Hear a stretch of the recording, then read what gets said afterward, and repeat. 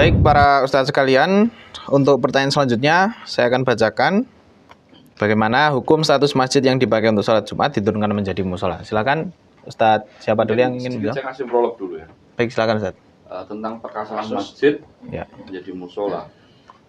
Ini mungkin musola itu istilah, tapi intinya ada masjid jami yang digunakan untuk Jumatan, ada masjid saja yang digunakan untuk Jumatan. Mungkin dalam satu desa seperti itu. Nah, yang kita akan bahas bagaimana masjid yang dulu pernah digunakan untuk Jumatan, karena sekarang banyak bermunculan masjid-masjid besar di sekelilingnya, sehingga tidak ada jamaah, maka boleh nggak masjid ini menghentikan aktivitasnya, menghentikan aktivitas Jumatan karena nggak ada jamaahnya.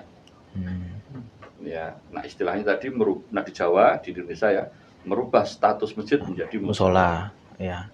Musola itu kan artinya tempat sholat. Maksudnya tempat sholat yang ada di rumah. Jadi kan kadang orang-orang itu punya tempat sholat khusus ya, namanya fasolatan, mereka nyebutnya apa gitu lah. Nah itu sebenarnya istilahnya musola. Kadang kita butuh tahajud, butuh duha, butuh itu. Nah biasanya kita menempatkan satu ruangan khusus untuk itu. Nah itu namanya musola. Nah adapun uruf di kita, nah kita sudah tahu semua musola tidak dipakai Jumatan, masjid dipakai untuk Jumatan. Walaupun hakikatnya musola dalam uruf kita itu hakikatnya dia masjid, hakikatnya masjid, bukan musola dalam pengertian syara itu. Wallahu ta'ala. Baik, terima kasih Ustadz Hakim sudah cukup memperjelas terkait dengan jawaban dari pertanyaan ini. Pertama dari Ustadz Parman tadi ya. Silakan Ustadz. Baik para pemirsa Khairul Kalam yang dimuliakan oleh Allah SWT dan kaum muslimin muslimat dimanapun Anda berada, berkaitan dengan status masjid yang tadi digambarkan oleh Ustadz Sigit ya, yang semula jamaahnya makmur sehingga didirikan sholat Jumat di situ. Dengan adanya perkembangan baru ya, dengan adanya banyak masjid di sekitar situ yang mungkin lebih baru, lebih bagus, akhirnya jamaahnya berpindah. Nah, bagaimana musola yang dulu, masjid yang dulu dipakai untuk Jumat kemudian karena ditinggalkan oleh jamaah tidak ada Jumatan, nah itu kalau kasusnya seperti itu hukumnya boleh dan tidak perlu dialihfungsikan atau dirobohkan, tidak perlu, tapi dirawat seperti itu apa adanya meskipun jamaahnya berkurang, sebagaimana di dalam kitab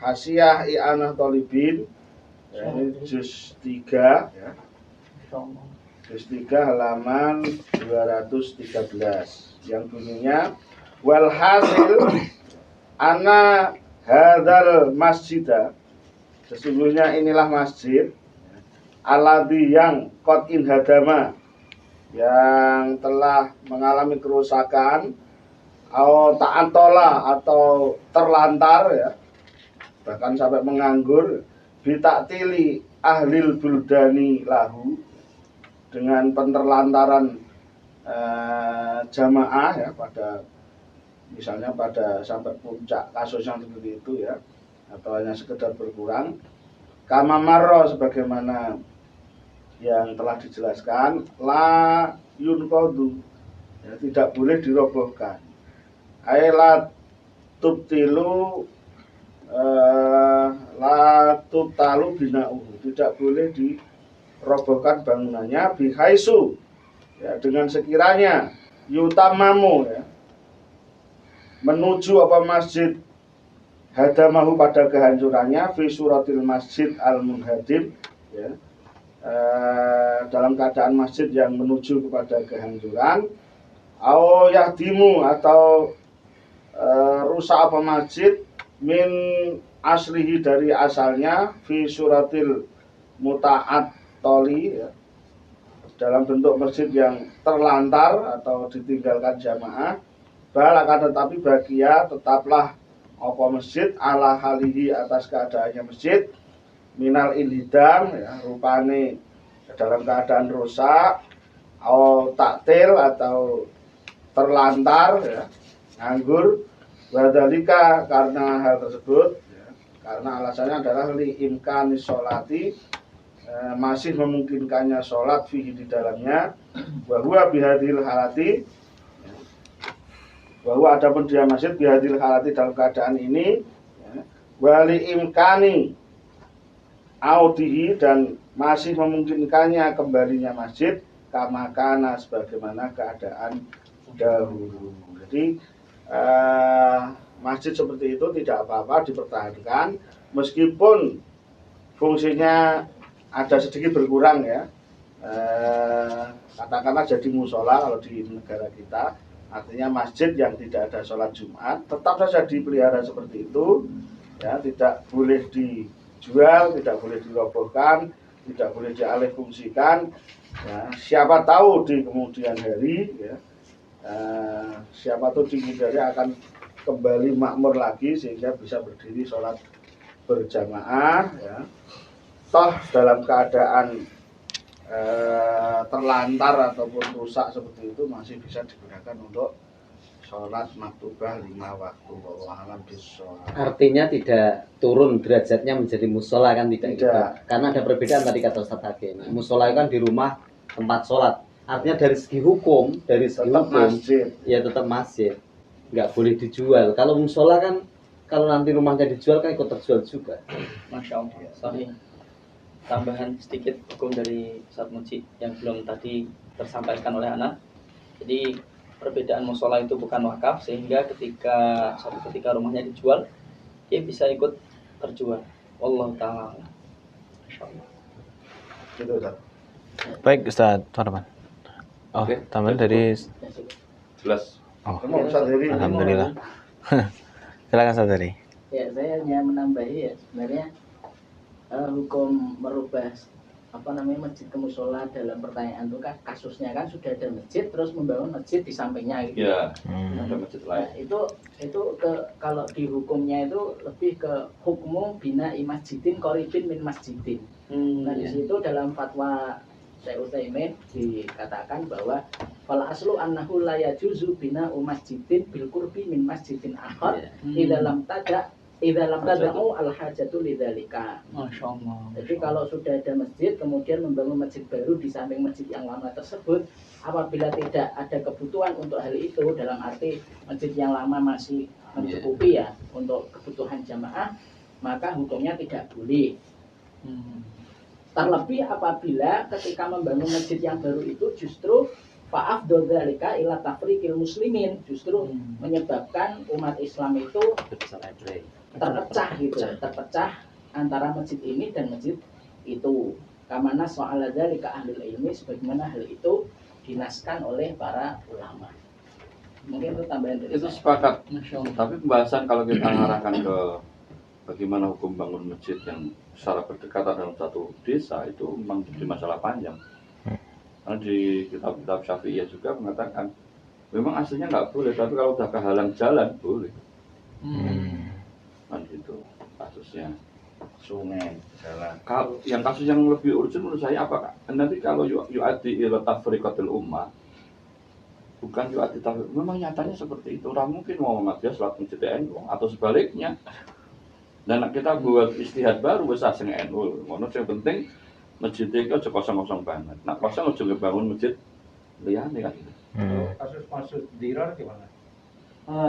Kasus masjid diror. sengaja untuk memecah. Ayo memang masjid diror itu memang sengaja ditujukan untuk merusak Ya. kekuatan umat Islam ketika Hmm. itu. Tapi kalau sekarang kan, kalau itu dikatakan diror, diror semua itu. Karena pada hakikatnya kan seperti itu. Ya. Nah, pada hakikatnya seperti itu. Nggak mungkin salah pengelolaan, ini masjid dikelola Muhammadiyah, di Jogja aja, di Jogokaryan itu kan jelas. Ya mungkin teman-teman Muhammadiyah wa ma'asbah dzalika yang ngelola kan. Dan mungkin tidak dikelola oleh orang-orang NU dalam satu masjid. Mungkin seperti itu tidak bisa dikatakan masjid diror. Tapi lebih tepatnya apa ya? Masjid jamaahnya. Bukan. Masjid yang imamnya itu diridhoi oleh jamaah. Tidak bangun masjid lagi sebelum masjid yang lamanya penuh. Itu mestinya harus dipegang itu. Hanya saja sekarang ini itu mau banyak kepentingan ya. Nah, kalau masjid kan asasnya untuk Karena pernah sempat terjadi di Pati itu ada. Ini masjid lama karena takmir terdiri dari tua dan muda. Anak muda idenya nggak pernah dipakai, akhirnya gergetan terus gaya masjid itu seberangi. Apa. Jadi nak khotib Jumat innal hamdalillah akhirnya nahmaduhu ngono. Mantap. Akhirnya terus ribut masyarakat. Iki adzan sing sah sing dhisik, cepet-cepetan adzan akhirnya. Oh bagus untuk fastabiqul khairat berarti. Jadi Memang sebenarnya kita udah ini pemirsa ya kalian semuanya sudah dikasih contoh yang begitu indah oleh Enggak apa-apa. Simpulan. Diketak ya orang bukan dengan silan oleh sahabat mulia Al Hasan bin Ali bin Abi Thalib radhiyallahu anhuma yang kita tahu di tahun 40 Hijriah itu dikenal dengan Amul Jamaah atau tahun persatuan, yang mana beliau merupakan khalifah yang sah menyerahkan kepemimpinan kepada sahabat Muawiyah dengan maksud biar umat Islam itu bersatu. Padahal itu kekuasaan yang besar yang siapa sih yang nggak pengen jadi penguasa lah istilahnya gitu. Nah ini kita hanya pengen dapat pengaruh di masjid dan sebagainya, terus bikin perpecahan, bikin masjid lagi, ini nggak layak lah. Kita mau ngikutin siapa? Mau ngikutin salah pendahulu kita atau mau ngikutin siapa gitu loh. Ini loh udah dikasih contoh yang begitu bagus, maka kita contoh, hilangkan ego. Buat apa itu? Apa itu misalnya. Masya Allah, luar Caranya? biasa sekali.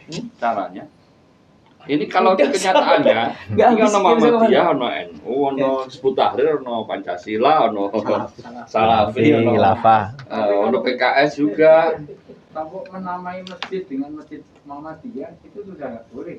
Nah, Masjid NU itu kan Mungkin bukan seperti itu yang dimaksud Ustaz, tapi pengelolanya. Nah, ini kan Afiliasi.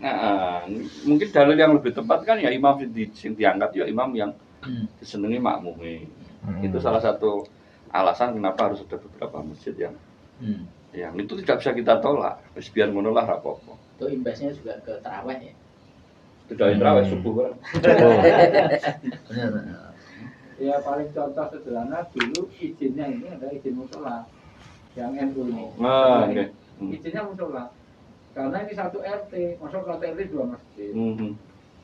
Izinnya musola, tapi pada kenyataannya musola di DE. Makanya diizinkan sekarang jadi masjid NU Muhammadiyah. Cuman bagusnya ini yang punya situ Purbadi Aroyan, tapi yang dari Aroyan nggak ada kesempatan Purbadi NU. baik Ustaz. Ya. Ya. Mungkin kalau terkait dengan status tadi dari masjid ke musola sudah selesai ya. Terkait jawabannya untuk nanti selanjutnya bisa menjadi pertanyaan ya, menjadi bahan diskusi selanjutnya. Baik, terima kasih. Ini juga ada Ustadz Wijayanto sudah hadir kembali di forum ini. Mungkin nanti selanjutnya Ustadz Wijayanto bisa langsung duduk juga di forum tanya jawab El Kalam. Terima kasih.